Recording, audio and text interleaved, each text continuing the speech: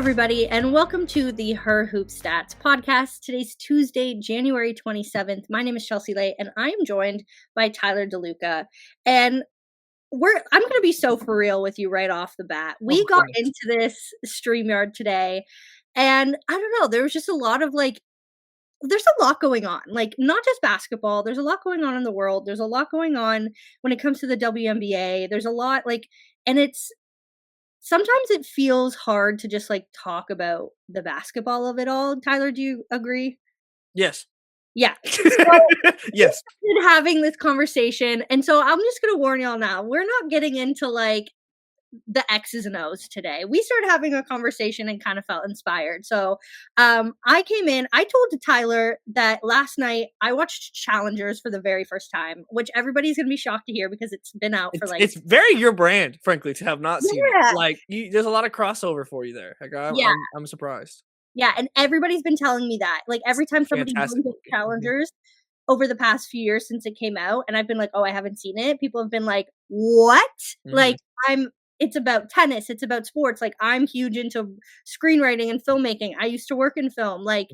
People were like, why haven't you seen this? And honestly, I think I'm happy I waited until I was at a moment that I could really appreciate it.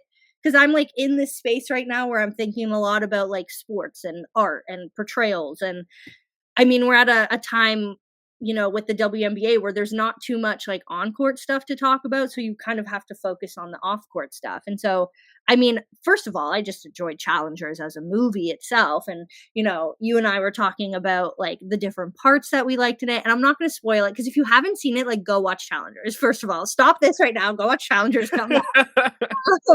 But I think we were just talking about the story elements of it, the cinematic things that I really liked. And Tyler, you brought up a good point that you were I showed this movie to people that weren't really into sports to kind of be this is why I like to cover sports because there's so much more going on other than the sports. And so, I mean, I want to go back to that a little bit because I think a lot of people wonder when we write about sports or, I think for me, I mean, and there's definitely people who are out there that are I just want to read about the X's and O's. I just want to read about shut up and dribble, if you will. Not that I'm saying that's a good term, but whatever. But to me, the best sports coverage is the stuff that goes so beyond the court. And so I'm curious, when you're explaining that to say the people you're showing Challengers to, what about Challengers relates to what you love about, covering sports? Yeah, I mean, it's such a funny way to think about it. When you show people Challengers of all movies. But yeah, I think for me, I think that there's an aspect of people that oh, it's just a game. And it is. Yeah. You're not wrong. But there is so much more. And in terms of just in general, not even talk about Challengers here. Good Lord, we don't need to get into that story. But something they talk about in the film too is I just hit a ball with a racket and that's my whole life. And but there's so much more to it. Yeah, and I think the roller coaster that sports takes you on, whether you're cheering for a team, whether you're cheering for a player, whether you watch the player's journey, if you're hate watching, I mean, there's so many different aspects that go into that, and I there's so many different interwoven storylines. You have each individual player's storyline. You have the storyline of a team. You have what's the recent form, what's the history of this team. I mean, you can go on, and that's just the on-court stuff. That's not even getting into really the off-court. And I just got to do a story for No Cap Space, a feature on Aaliyah Chavez, and got to sit down with her, and I realized nobody knows who Aaliyah Chavez is. And so being able to do that story and being able to be the one that's hey, this is a little bit of who you don't see on social media, right? When stuff's going viral, things like that. With feeling that emotion and being able to, I think with Challengers in particular, sports movies or whatever it might be, if you're not a sports fan, which I mean, if you listen to this podcast, I feel you'd probably consider yourself a sports fan, right? But not everyone can understand until they feel the emotion of sports. It's always that one moment where you're oh my God, I'm hooked. And I feel like Challengers is a great way of showing that. There's other sports movies, also just going to a game for the first time and and getting it, there's just kind of that light bulb moment, I think, where people understand that yes, there is a game being played, but the amount of X's and O's on the emotional side of this game is legit, and like those factors, and that's what I love personally about sports is like you see people crying, you see people yelling, you see people frustrated, you see, I mean, like the entire scale of emotions are experienced over the course of a game, over the course of a season, and it's that's what I think is so interesting about sports is that it's in so many ways not only the scale of emotions, but it's a microcosm of society. I mean, you can go so deep into that aspect as well. Like so, like there's just so many different things that yes, it's a for us, it's a ball bouncing up and down. You're trying to Mhm. put it through a net. Yeah. Imagine if that's all basketball was. Yeah, seriously. And I think again, like I'm kind of referencing things that we talked about before we hit like Mhm, record because we were mhm. cooking. Totally glad that that part didn't make it on. But anyway, we were talking because I was saying like so much of my favorite sports art, like films, movies, Mhm, TV, is about other sports. Like there's like tennis is a huge one. Soccer is a mhm, huge part of like sports art. You know, mhm, there's a few really good football movies. But you and I were like, there's no like significant, moving, emotional stories about basketball. Like there's a few, but mhm, there isn't like a challengers or a these things that we're talking about. And you had such a great point where you were like, in places other than the United States, like people see these sports as art. Like you call soccer the beautiful game, football, whatever, wherever mhm, you are. Tennis is such an emotional, like, you know, art form of a game. mhm, And we think about basketball, which is such like an American sport when you think about mhm, it. And there isn't that sort of, and maybe that's because it's like, and I'm saying this from Canada, very similar, but a little bit different. Like America's very much like capitalism and money and, how mhm, can we monetize on this stuff? And it's less about enjoying things just to enjoy them, which I mhm. think is maybe a little bit more of the culture in these other places where things like soccer and tennis are bigger. But yeah, you and I were just like, there's such a lack of like that kind of highbrow art when it comes to basketball. And Mhm. you were making a point that I want you to maybe try and make again, where you were talking about how there's so many differences to the way basketball is made and built that like maybe doesn't make people think about that art. Yeah, I think there's a couple of things. One, I definitely think it is a cultural thing to a degree. As you mentioned, like in Europe or in South America, like with it's specifically with soccer, like it's something it is called the beautiful game, and it is appreciated with a different lens, than basketball is. I think the easiest thing I could think to compare it to in soccer, if you go on a run, if you were to go from one end of the field to the other, and you are making moves, you're megging people, whatever, like one move, right? It doesn't have to be from like doesn't have to be a spectacular thing from one side of the field to the other. You go do one move, and then you miss the shot. Mhm. You're still getting like you're getting clapped for it, like in the arena. If you go to a tennis match and it's a long rally, the person that loses the point is oftentimes just as appreciated and celebrated as the person that won it. Yeah. And with basketball, if you cross somebody over, you make a fall, but you miss the jumper, mm, you sold.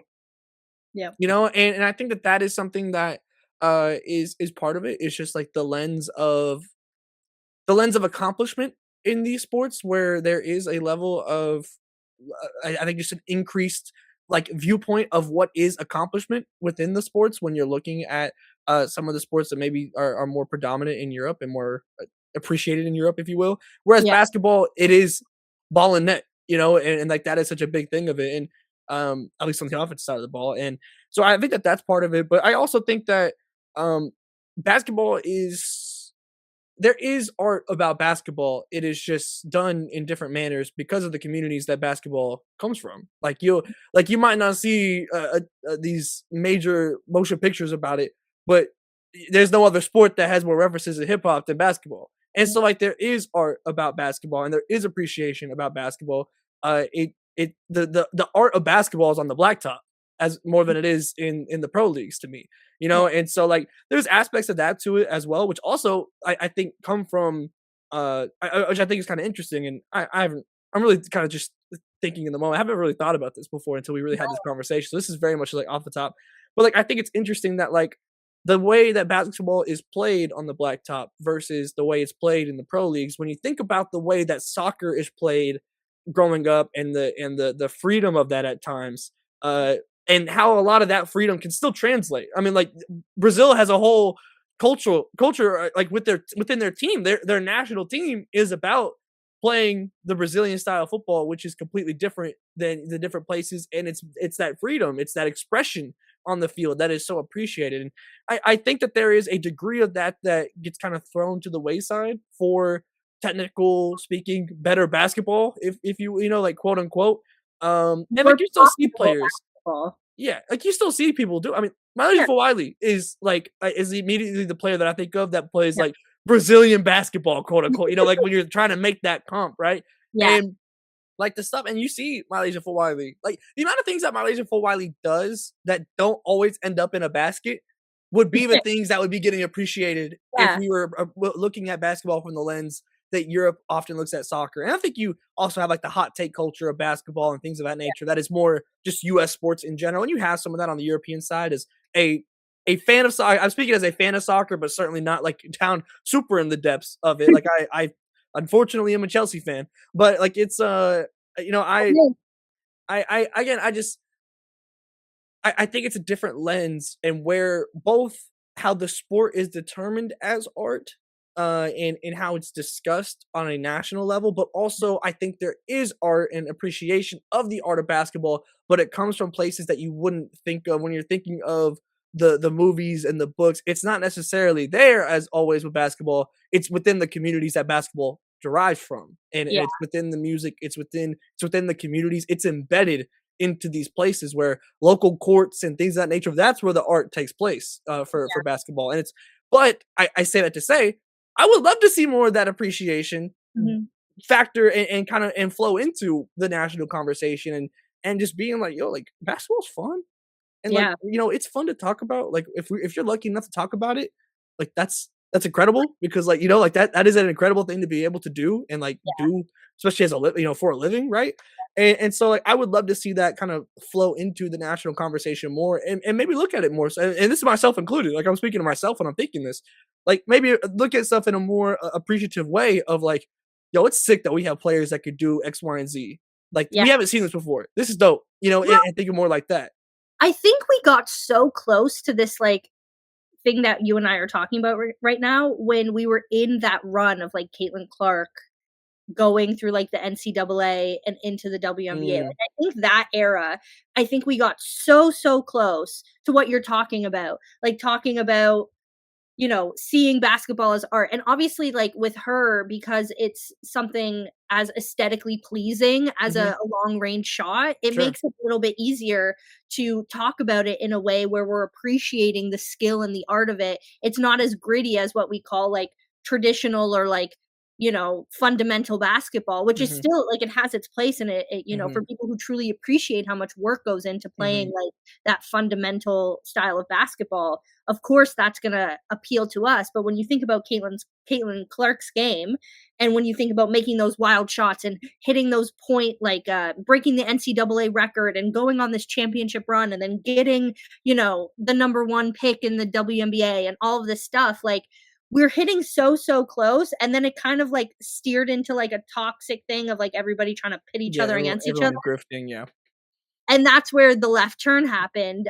But when you think about that just in its own way, like Mhm, it had such like a we were having such a moment there where so many people, again, like not even sports people, were like, "Oh, Caitlin Clark," or "Oh, this is happening," and mhm. it felt like that feeling that we're talking about that you can't describe in stats or numbers or money, where it's just this like communal feeling of You can feel it. sports.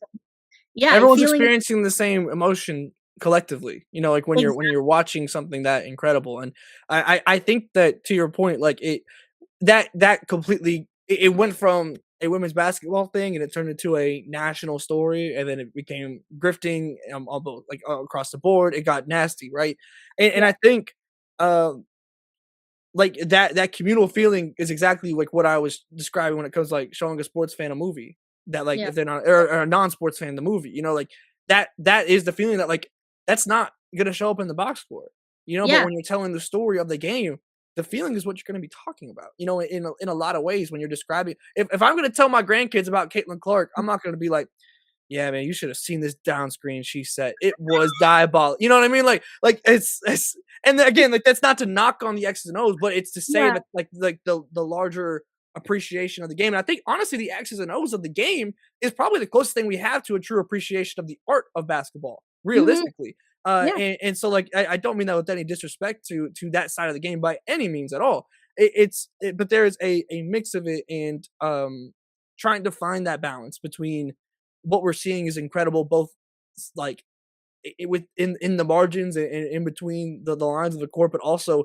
the grander impact and the feelings and the things of that nature. And I think it's kind of a weird balance because, like, obviously, like, when you're a journalist, like, you're told to not feel those things, Yeah. and I understand why in terms of bias and things of that nature, Yeah. but also, like, I think it's kind of okay to feel those things sometimes, Yeah. you know, Well, like it's a balance you have to strike it, and there's oh, a certain level of professionalism you still must have, but I think that between that, like the idea of being a just of someone visually seeing the game, not feeling 100%. the game, I think you're just missing out on so much. And then you add in the hot take culture, you add, all, and there's a lot of look at resume stuff as well. Like, there's like when you're watching college players, people are thinking about how they look in the W. When you're watching W players, you're thinking about how they're going to look at the end of their career with their resumes. And Yeah. like, you're missing out on what is happening in the present, and like what could be, and often is, an incredible thing you're missing out on in the present.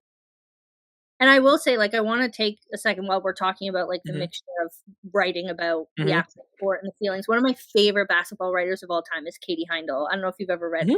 She's based in Toronto, where, like, I've obviously, I love picking her brain. One of my favorite things to do is sit next to her at a Raptors game and just, Hmm. like, riff with her, but she has built her career on writing about the feelings of basketball. Like, her blog is literally called Basketball Feelings, and, I think I mean, you have to have a talent for it, you have to be able 100%. to, contextualize these things in a way that doesn't, doesn't, like, present this bias of Hmm. the team that you're covering, and I think, or the story that you're telling, but she does it in such a beautiful way. So, like, if you're listening to this and you're like, "Yeah, I want more of that," you know, I would go to Katie Heindel and see that, but I think there's a place for it, and I think that more people crave it, and obviously, like, it's fun. You and BMAC are gonna laugh at me because it took, what, like, 20 minutes of this conversation for me to get into this. But I think when we're talking about, like, the society, you mentioned a little bit the societal impact of sports, Hmm. like, how it has sports is like this driver of culture, Hmm. and this is something I think about all the time when I think about my writing, when I think about women's sports, especially Hmm. because, like, women's sports, I believe so much that women's sports is inherently activism, Sure. and something that we can do in media, and I say this as someone who has worked in film and television, now works in Hmm. sports, the way that Heated Rivalry has Oh God. I knew it was coming. No, no, this go ahead. Go ahead. Go ahead. Go this ahead. is a real point, and Yeah. No, out I of no, all the I'm with you. I'm with you. references Go ahead. I've made, this one actually makes sense. Uh-huh. But I think that people don't realize that, like, telling stories through sports is, one, super relatable, but also Mhm. can drive, like, so many cultural views that you Mhm. don't even think about. So think about Heated Rivalry in the sense that you have this sports show about hockey, which is, like, a traditionally very, like, straight sport, and Mhm. you tell this story through a lens of, like, these two queer hockey players and they're falling in love, and it's about more of the romance. There's not so much of hockey, but that's kind of the driver of the story, Mhm. and then it ends up having this huge cultural impact that nobody expected because there's so much real and raw emotion in that. Mhm. Whether it's the fact that they're rivals and they're playing this game, the fact that the whole conflict of the show is the fact that if they tell people about their romance, they're going to lose the most important thing in their life, which is their sport. Mhm. And you think about how people see, like, these rivals, but then the impact that the show has is that now there's all of these, like, retired players, current players, people who played whatever sport being like, when I was a closeted athlete, like, I Mhm. would have loved to see that. And it's bringing about these conversations that you would have never thought would be brought about because we're talking about this, like, spicy TV show that came from Mhm. these spicy books. Like, at first it was just kind of a joke of being like, oh, haha, like, it's smutty and whatever, but Mhm. ends up being this, like, like intense emotional journey Mhm. that so many people see themselves in, that so many athletes end up seeing themselves in. And because of that, we're now having all of these new conversations in a sport like hockey, which is very traditionally like heteronormative in that people Mhm. aren't, and we've had problems in the past few years of like, people not wanting to do like pride nights and people, all of this controversy. And so like the idea that like using sports, which is such a relatable societal bond that brings us all together to impact things in society, like real issues like homophobia, et cetera, a Mhm. major issue. I feel like, and unless you really dip your toes into both things, you really know the impact of that sports can have on people, and you really know the impact of like telling these stories can have. Mhm. You can't really fully understand like why it's so important to Mhm. cover sports, why it's so important for us to like, even have that journalistic view on it, to tell Mhm. these stories, to push, women's sports. And I think, with I mean, I mentioned this at the beginning. There's so much going on in the world. Sorry, I don't know if I was allowed to say. But there's so much stuff We said it again, so if you can't, double up, B-Mac. Double up, B-Mac. trying to get me right now. There's so much horrible stuff going on in the world that there is a way to start these conversations at a place where we're all even, and one of those things is sports. And I Mhm. think like, you know, there's so much. I feel like there's a few different books. Like I have one that I've been slowly making my way through where we talk about sports as a driver of like, having these tough conversations. But I do think it's so true. And I think that there is a place in sports to be talking about these hard things that are going on. And I Mhm. know that's been something that's been a topic this week, as I mean, obviously I follow a lot of NBA writers and a lot of women's basketball writers, and a lot of people are struggling to stick to sports right now because of all the other stuff going on. Mhm. And it's like, I think we can find a happy medium where we're still talking about sports, but we're also doing it in a way. And that's why I kind of wish like the WNBA is obviously great for this. You have people who are speaking out, but I do Mhm. wish it was a thing across sports where we could have more of these open conversations. And I think things like the art that we're talking about, challengers, heated rivalry, whatever we're talking about, Mhm. there's so much out there, is such a great way to have those conversations without really realizing you're having that conversation until, you're in it. Mhm. Yeah, I think the thing that in general with sports art or coverage or however whatever medium you're talking about is Mhm, that whether people know it or not, the same feelings that you're getting before a big game mhm, that these players are feeling, whether you're mm, seeing it through a show, a book, real life, mhm. you've probably had that similar anxiousness before a big test, before whatever it is, going up to try and talk to some, whatever, who knows, Yeah. and so like there is sports are again a reflection of humanity. They're a reflection of society, of culture, like Mhm, anything you can think of. Um, there is an aspect that sports covers. Like there's not really a thing you can get out and you can point, you can throw like a blind pin on a globe, and you'll find a way that sports reflects something that is going on at that place right now. And so yeah. I think that that's the thing that I try and think about. And again, it's a balance you have to find as a journalist. I'll tell you right now, I think frankly experiencing and not you men, but like experiencing the Thunder winning the championship as purely a fan Mhm, completely changed the way I do journalism now. And yeah, experiencing that and finding that balance, and because I had been like I mean on a person I've been doing journalism, like I've been around it since like 8th grade, so like I had yeah, been kind of getting wired into that, like, oh, it's hard for me to cheer like at women's basketball stuff. I never had like a WNBA team because like I just got wired so early to just like, oh, I don't have a team. I'm a journalist. And like that's fine. Like and mhm, like that exists within me still 100%. But yeah, being able to go and experience the emotions of a fan. Like I cried that night just yeah, from the Thunder winning a championship. Being able to experience that with my family, like that was incredible, and walking the streets after, like incredible. Feeling everyone just feel that communal joy. And yeah, again, that's just something that I think as journalists, I at least me on an individual level and especially going forward after being able to kind of re-energize the fan in me, if you will, and like be able to experience that and that joy, and especially in person, because like I had it with the NFL, not to brag, couple Super Bowls with the Eagles, not to brag, but like not being there, but being there in person for it was Yeah. completely different.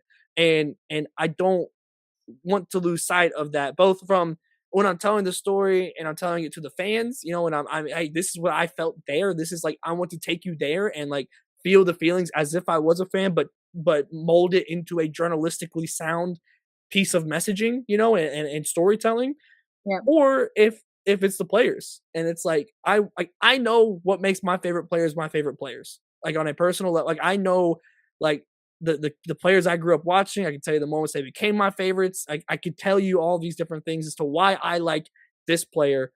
I want to go and find those things about the people playing now that I cover, and I want to go make these people favorites for other people. That's Oh, always been a big thing for me. And so such a just good way. not losing the idea and the mentality of the fan is, I think, a very important part to storytelling within the sports. And again, it all is with the journalism framework in mind, and never compromising your journalism ethics or the way you're going about it to be a fan, but Yeah. but having the mentality of a fan in mind, and not like kind of shielding your heart from those emotions, I think is very Mhm. important in the way that we're able to tell stories. And again, what makes sports so important to communities, to individuals, across the globe, not just with basketball, not just with women's basketball, all across the globe. And again, I think that that's something, to circle back to the beginning. I think that that's something that we could do better at in basketball, and maybe appreciating a little bit more, instead of not everything has to be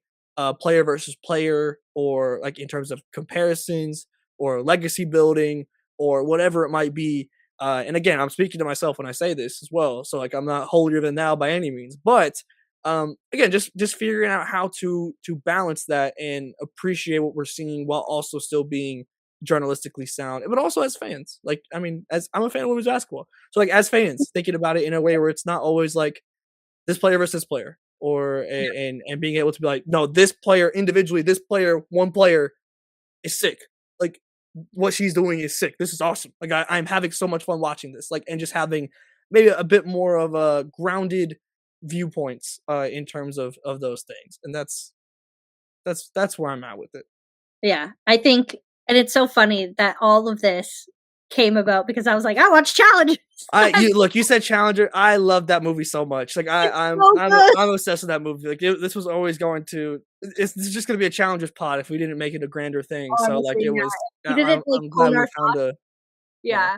But, like, it's just first of all, someone needs to make, like, basketball challengers. Maybe it's us. No, I'm kidding. I don't think I the talent that went into that movie, but Yeah, I don't got I it like think that. I personally just really needed a moment to, like, step back and think about what we're talking about, which is Mm, the why of why we do this, and, like, mm, the emotions behind it, and the fact that, like, everything's a little bleak right now, and there's a lot of, like, negative feeling that is going into everything, like, not just mhm, work, not just sports, not just whatever, and to step back and think about, "Okay, why do we do this? How can we hone that feeling a little bit better? How can we come together and not only like keep people informed but also like continue to celebrate the good mhm, parts about sports and life and whatever." um, mhm. so yeah, I appreciate you going down this road with me because I feel like it was a good little like levity from the everything.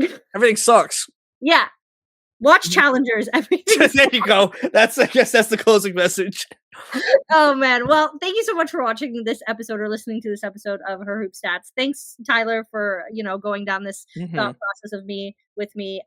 If you enjoyed this kind of talk, I guess let us know. Like we kind of are just shooting, at nothing here and talking about something that we're both really passionate about. So if you felt that, just let us know. And I mean, don't worry, tomorrow we'll get back to the X's and O's Mhm, and mhm. the hoops talk, and whoever's hosting tomorrow, I'm sure we'll go right into all of the actual stats, Mm, the mhm, rankings and the mhm. whatever. But today was a little bit of a break from that. So thank you so much for joining us for this long. I'm Chelsea. This is Tyler. Subscribe to Her Hoop Stats. Go over to herhoopstats.com. Check out all of the writing and stuff that our colleagues are doing over there. It's incredible stuff. And we will see you tomorrow.